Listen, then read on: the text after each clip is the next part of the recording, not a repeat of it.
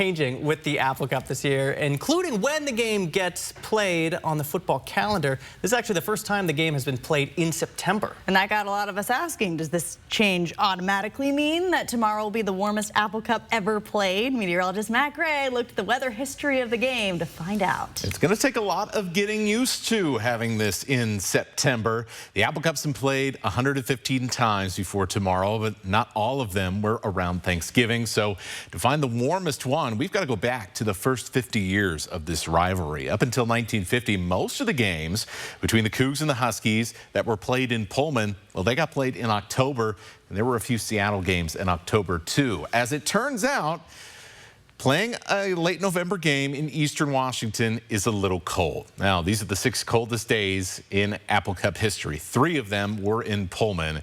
3 were in Spokane at Joe Albi Stadium, and 2 were in Joe Albi Stadium. 1 was in Seattle. Now, a lot of you watching right now might remember a couple of these games firsthand because they're actually pretty recently on the calendar.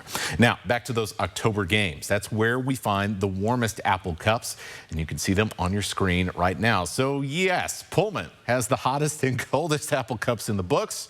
But will it stay that way now that the game, now and perhaps long into the future, looks like it'll be in September? So let's look at the latest forecast for the game tomorrow. Oh boy, clouds and a chance of rain.